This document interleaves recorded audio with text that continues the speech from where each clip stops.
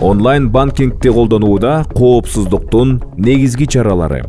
Жеке маалыматты киргизбегиле. Эреже катары интернет банкка кирүү үчүн кредиттик уюм кардардан колдонуучунун логинин жана паролун гана сурайт.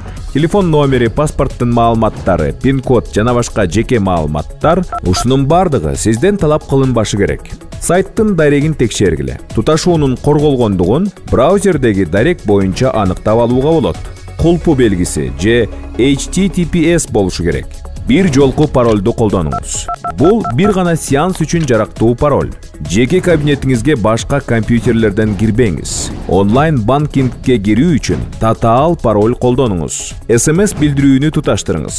Сиз жүргүзбөгөн транзакция жөнүндө билдирүү түшкөндө, банкыңыздын колдоо кызматына телефон аркылуу дароо кайрылыңыз. Интернет банктагы операцияларга лимиттерди белгилегиле. Ошентип алдамчылар картадан лимит коюлган суммадан ашык чыгара албай калышат. Белгисиз шилтемелерге өтпөңүз. Чектүү номерлерге кайра чалбаңыз. Эгерде сизге акча каражаттарын чегерүү жөнүндө SMS келсе, андан кийин сизге жаңылыштык менен акча чегерип алган адам кайрылып, кайра кайтарууну суранса, кайтарып берүүгө шашылбаңыз. Акча келбеши мүмкүн. SMS сиздин банктан келбей, сизге алдамчы эле чалды. Эсебиңизди текшерип, бирөөгө акча которуудан мурун банктын онлайн көчүрмөсүнө буйрук бериңиз же банкка чалыңыз. Эгер сиз сатып алууну ырастаңыз деген билдирүү жана кодду алсаңыз, артынан эле унутчаак адамдан сизге кодду айтып берүүнү суранса, эч качан өтүнүчүн аткарбаңыз.